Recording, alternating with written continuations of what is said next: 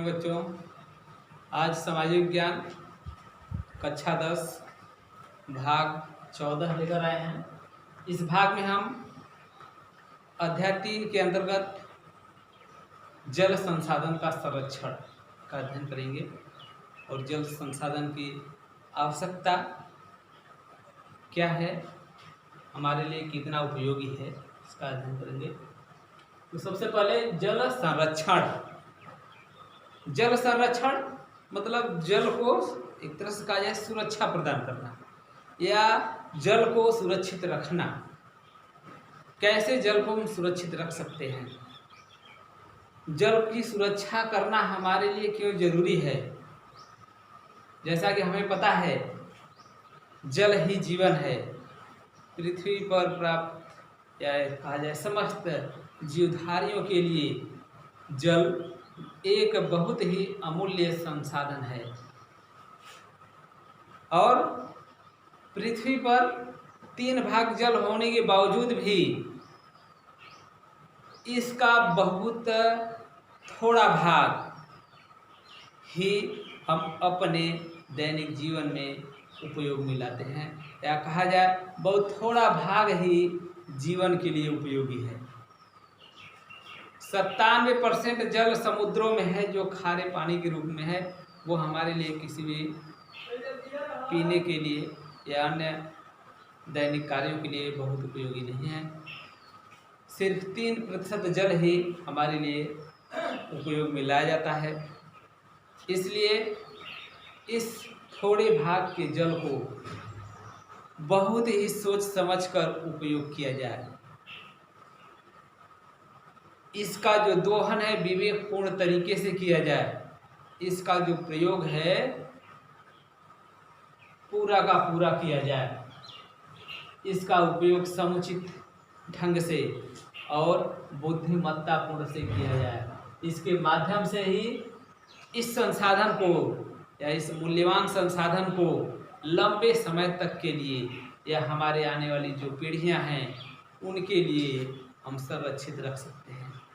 उसकी सुरक्षा करके उसको हम बचा करके रख सकते हैं, जिससे जल संसाधन का उपयोग लंबे समय तक किया जा सकता है।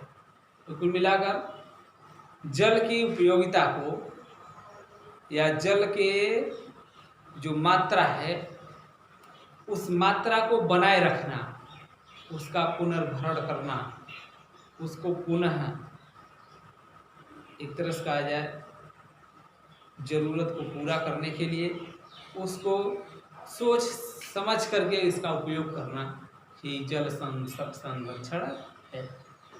अब आइए जल संरक्षण की आवश्यकता क्यों हुई। जैसा कि हम लोग जानते हैं कि जल ही जीवन है।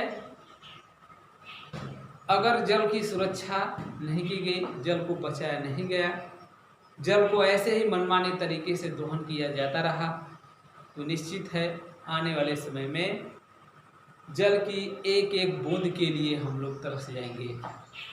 इसलिए जल संसाधन को सुरक्षित रखना बहुत ही आवश्यक है। वर्तमान समय में मानवीय गतिविधियों के कारण, औद्योगिक क्रियाकलापों के कारण बढ़ती हुई जनसंख्या की आवश्यकताओं को पूरा करने के लिए भारी मात्रा में जल का दूषित किया जा रहा है या जल को दूषित किया जा रहा है। अगर हम लोग इस ओर ध्यान नहीं दिए तो आने वाले समय में जल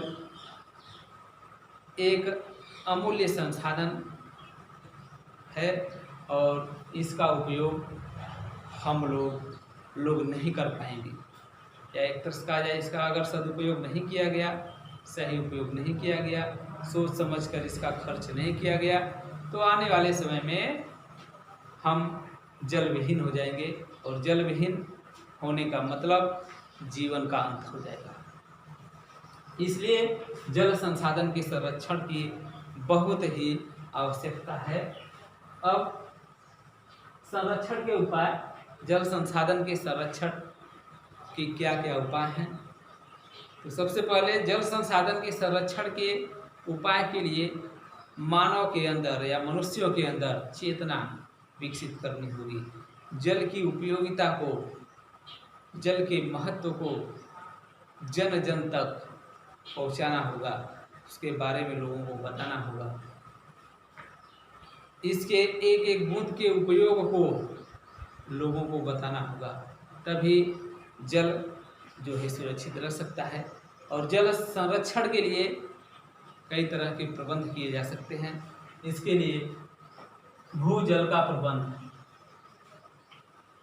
भूजल मतलब भूमि के नीचे जो जल है, भूमि के नीचे जल का स्तर है, भूमि के नीचे का जल ही सबसे अधिक मात्रा में उपयोग में लाया जाता है। इसी जल का उपयोग हम लोग पीने के लिए, सिंचाई के लिए, अपने दैनिक कार्यों के लिए करते चले आ रहे हैं। और इस भूजल का अगर प्रबंधन नहीं किया गया, इस भूजल का संरक्षण नहीं किया गया, तब भूजल का स्तर नीचे चला जाएगा और हमें आने वाले समय में पीने के लिए भूमि के नीचे से जल जो आसानी से प्राप्त हो जा रहे हैं वो मिलना बंद हो जाएगा, जो एक समस्या का कारण बन सकता है। इसलिए भूजल प्रबंधन किया जाता है। भूमि का जल जो इसका आपूर्ति है, जो जल का आपूर्ति है भूमि, इसका एक भूमि जल एक महत्वपूर्ण स्रोत है। इसके विवेकपूर्ण उपयोग से तथा इसके संरक्षण से ही इसे बचाया जा सकता है, या भूजल का प्रबंधन जो है विवेकपूर्ण उपयोग से, इसके संरक्षण से ही किया जा सकता है। अब आते हैं भूजल संभरण अथवा पुनर्भरण। भूजल पुनर्भरण, भूमि के नीचे का जल जो हम उपयोग कर लेते हैं, उसका दोहन कर लेते हैं, यह भूमि के नीचे एक लंबे समय बाद उसका पुनर्भरण होता है। इसलिए हमें भूमि के नीचे के जल के खपत के अनुपात में ही, या एक तरह से कहा जाए जो इसका संभरण है, भूमि के नीचे जो जल रिस के वर्षा के माध्यम से जाता है, जितना जाता है उसके अनुपात में ही हम इसका दोहन करें, अन्यथा भूमि जो जल है उसका स्तर बहुत ही नीचे चला जाएगा, जिससे हम अपने दैनिक जीवन में इसका उपयोग नहीं कर सकते हैं। इसलिए भूमि के जल का संभरण या इसका पुनर्भरण करने के लिए वैज्ञानिक तकनीकी का उपयोग किया जाना चाहिए। जैसे वाटर हार्वेस्टिंग सिस्टम को अपनाया जाए, तालाबों में वर्षा के जल को रोका जाए, नदियों पर बांध बनाया जाए, झीलों में जल को रोका जाए, छतों के जल को जमीन के अंदर बोर करके छत के जल को जमीन के नीचे या भूमि के नीचे पहुंचाया जाए, कुओं को बरसात के समय में भर दिया जाए, जिससे भूमि के जल का स्तर जो है ऊपर आ जाएगा, जिसका उपयोग हम बार बार कर सकते हैं। इसी को भौमिक या भूमिगत जल का पुनर्भरण या भंडारण कहते हैं। भूमि जल का उपयोग एक बार होने के बाद इसकी पुनः आपूर्ति लंबे समय के लिए बंद हो जाती है या लंबे समय के बाद होती है। इसलिए भूमिगत जल की पुनः आपूर्ति के अनुपात में ही इसकी खपत होनी चाहिए, यानी जितनी भूमि के नीचे की जल की आपूर्ति होती है या खपत होती है, उसी अनुपात में उसका पुनर्भरण भी होना चाहिए। अगर पुनर्भरण से ज़्यादा हम खपत कर लेते हैं तो भूमिगत जल का स्तर नीचे चला जाएगा, जिससे काफ़ी हम लोगों को नुकसान हो सकता है। भूमिगत जल के संरक्षण या उसके संभरण के लिए दो उपाय अपनाए जा सकते हैं। पहला है विवेकपूर्ण दोहन करके, मतलब भूमि के नीचे का जल जो है उसका दोहन विवेकपूर्ण तरीके से किया जाए, उसको अनावश्यक कार्यों के लिए बाहर न निकाला जाए। दूसरा है वर्षा की पर्याप्त उपलब्धता हो, यानी वर्षा की पर्याप्त उपलब्धता से भी भूजल भंडारण किया जा सकता है। वर्तमान समय में भूमिगत जल का उपयोग सिंचाई के लिए व उद्योगों में अधिक किया जा रहा है, जिसकी वजह से भूमिगत जो जल है उसका खपत बहुत अधिक हो रहा है, जिसके कारण भूजल स्तर नीचे चला जा रहा है। वर्तमान समय में जलवायु दशाओं वाली फसलों को न बो करके हम क्या करते हैं, किसान अधिक लाभ कमाने के लिए, अधिक धन कमाने के लिए जो जलवायु दशाओं वाली फसलें होती हैं उसको नहीं बोता है। उसको न बो करके वह क्या करता है, व्यापारिक या अधिक धन कमाने वाली फसलों को बोता है, जिसके लिए अलग से सिंचाई की जरूरत पड़ती है, जिससे जल भंडारण जो है वो कम होता जा रहा है। भूमिगत जल को ट्यूबवेलों के माध्यम से, पंपिंग सेटों के माध्यम से बाहर निकाल लिया जा रहा है, जिससे भूमि का जल स्तर और नीचे होता चला जा रहा है। अब आते हैं वर्षा जल संग्रहण। वर्षा जल संग्रहण मतलब वर्षा के जल को संग्रहित करना, इकट्ठा करना, वर्षा जल संग्रहण कहलाता है। जैसे वर्षा के जल वर्षा के दिनों में बहकर नदियों के माध्यम से समुद्र में चले जाते हैं, तो उस जल को रोक करके उसको इकट्ठा करके उसका संग्रहण किया जाए। वर्षा के जल को नदियों में बंधे बनाकर रोक लिए जाएं, तालाबों में उसकी सफाई करवाकर उसके रोके जाएं, झीलों में रोक लिया जाए।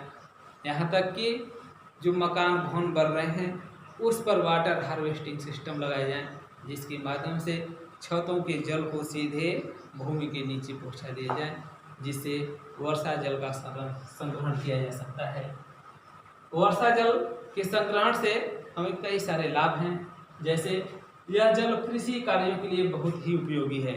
जिन क्षेत्रों में वर्षा का अभाव होता है, वर्षा की कमी होती है, वहाँ पर हम कृषि कार्यों के लिए भूमि के जल को निकाल करके सिंचाई के कार्य में लाते हैं। इसके अलावा वर्षा जल भूमिगत जल के स्तर को बढ़ाता है। जब बरसात होता है तो यही वर्षा का जल ही रिस रिस करके धीरे धीरे भूमि के नीचे जाता रहता है, जिससे वर्षा के जल के द्वारा ही भूमि का जो जल स्तर है ऊपर उठ जाता है, यानी भूमि के नीचे जल का भंडारण हो जाता है, जो हमारे लिए बहुउपयोगी है। इसके अलावा नदी, तालाब एवं झीलों का पुनर्भरण हो जाता है। वर्षा के द्वारा ही इसके जल को नदियों में बंधे के द्वारा रोक लिया जाता है, तालाब भर जाते हैं, झीलें भर जाते हैं, जिससे उसका उपयोग कृषि कार्यों के लिए और अन्य बहुउपयोग में लाया जाता है। इस तरह से ये वर्षा के जल का उपयोग हम अनेक कार्यों में कर सकते हैं या करते चले आ रहे हैं। इस तरह से हम लोग देखा कि वर्षा जल या ये कहा जाए जो जल संसाधन है हमारे लिए कितना उपयोगी है। हमारे दिन प्रतिदिन के कार्यों में इसका बहुत ही अधिक उपयोग किया जाता है। इस तरह से इसके अभाव में हमारा दैनिक जीवन प्रभावित होगा, या कहा जाए सभी प्रकार के जीवन प्रभावित हो जाएंगे, और जल के अभाव में सभी जीवित प्राणी जो हैं एक दिन निश्चित है कि समाप्त हो जाएंगे। तो आज के वीडियो में बस इतना ही। अगले वीडियो में अगले अध्याय के साथ फिर उपस्थित होंगे। तब तक के लिए धन्यवाद।